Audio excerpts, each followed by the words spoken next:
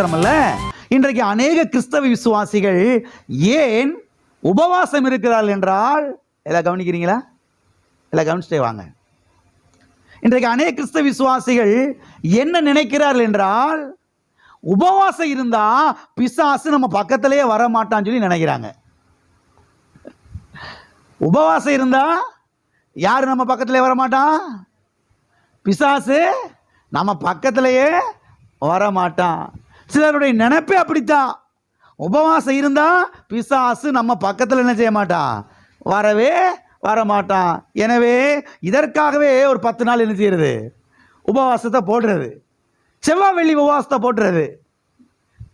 என்னங்க பிரதர், வாங்க ஒரு காஃபி சாப்பிடுவோம். இல்லை இல்லை இல்லை, நான் இன்னைக்கு என்னது உபவாசம். அடியேன் செவ்வாய் வெள்ளி கரெக்டான செஞ்சிருவேன், உபவாசம் இருந்துருவேன். எதுக்கு உபவாசம் இருக்கிறீங்க பிரதர்? பிசாசு நம்ம பக்கத்தில் என்ன செய்யக்கூடாது, வரக்கூடாது. அதனால தான் நான் என்ன செய்கிறேன், உபவாசம் இருக்கிறேன். ஒருத்தர் பாருங்க, சண்டைக்கு வந்துட்டாராம் பாருங்க. ஒரு நாள்,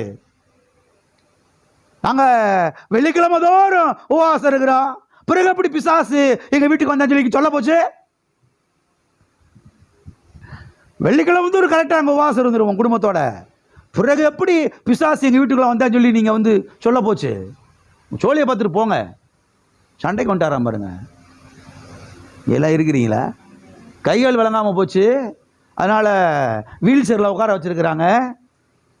கர்த்தர் மேலே சொல்ல முடியாத கசப்பு. இந்த 2 பேரும் போயிருந்துருக்கிறாங்க. போய் இதுக்கு கர்த்தர் காரணம் கிடையாது, பிசாசு தான் காரணம், அதனால் பிசாசுக்கு எதிர்த்து நில்லுங்க அப்படின்னு சத்தியத்தை சொல்லிக் கொடுக்கலான்னு சொல்லி இவங்க 2 பேரும் போயிருந்துருக்கிறாங்க. அவர் புலி மாதிரி சீறிட்டாராம் பாருங்க. போனவர் சொல்கிறாரு, நாங்கள் நம்ம வீல் சேரில் உட்காந்துருக்க மாதிரி அவர் பேசிக்கிட்டு இருக்காரு எங்கள்கிட்ட. உட்காந்துருக்கிற நீர் ஐயா வீல் சேரில். இப்போ சத்தியத்தை கற்றுக்கொண்டு நீங்களால என்ன செய்யணும்? ஒருமனப்பட்டு பிசாசுக்கு என்ன செய்யணும்? எதிர்த்து நிற்கணும். அதுக்கு தான் வந்திருக்கிறோம். அதை விட்டு போட்டு நாங்கள் வெள்ளிக்கிழமை ஒரு உபவாசம் இருக்கிறோம், பிசாசு எப்படி எங்கள் பக்கத்தில் வர போச்சுன்னு சொல்லி எங்கள்கிட்ட நீங்கள் நம்ம சண்டைக்கு வர்றீங்க அப்படின்ட்டு இவங்க ஒரே ஓட்டமாக ஓடி வந்துட்டாங்களாம் பாருங்க. இன்னைக்கு அநேக கிறிஸ்தவ விசுவாசிகள் தங்களை தாங்களே ஏமாற்றி கொண்டிருக்கிறார்கள். கிறிஸ்தவ வட்டாரத்தில் இதெல்லாம் நீங்கள் பார்க்கலாம். உங்களுக்கு சொல்லிக் கொடுக்குற கவனிங்க.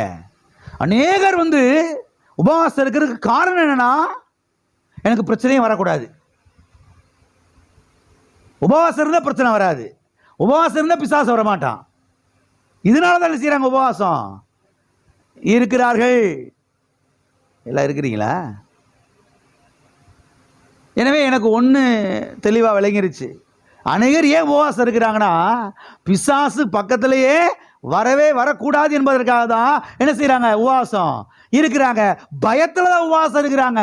அன்பினாலே, கர்த்தர் மேலே வைத்த அன்பினாலே, கர்த்தரை அறிந்து கொள்ள வேண்டும், அவருடைய பிரசன்னத்தில் தங்கி இருக்க வேண்டும். ஒருவேளை சாப்பாடை ஒதுக்கி வைப்போம், ஒருவேளை சாப்பாடை ஒதுக்கி வைக்கிறதுனால ஒன்றும் கெட்டு போயிடாது. சாப்பாடு எனக்கு முக்கியம் இல்லை, முக்கியம் கிடையாது. கர்த்தருடைய பிரசன்னம் தான் எனக்கு முக்கியம். அவருடைய பிரசன்னத்தில் தங்கி வாழ போகிறேன். தேவனை நான் அறிந்து கொள்ள போகிறேன், தேவனை அறிகிற அறிவிலே வளரப்போகிறேன். அதுக்காக இன்னைக்கு நான் உபவாசம் இருக்க போகிறேன் என்று, அதற்காக உபவாசம் இருக்கிறது கிடையவே கிடையாது. பிசாசு பக்கத்தில் வந்துடக்கூடாது, அதுக்காக என்ன செய்யுது, உபவாசம் போடுறது. எல்லாம் இருக்கிறீங்களா? அது மாத்திரம் இல்லை, இதில் கவனிக்க வேண்டிய ஒரு விஷயம் என்னன்னா, மாம்சத்திலே வந்த ஆண்டவராக இயேசு கிறிஸ்து 40 நாள் உபவாசம் இருந்தார்.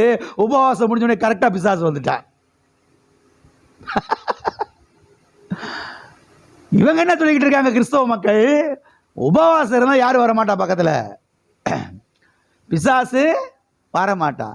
ஆண்டவராக இயேசு கிறிஸ்து உபவாசத்தை கரெக்டாக முடிக்கிறாரு. 40வது நாள் அவன் வெயிட் பண்ணி பார்த்துக்கிட்டே இருக்கிறான்.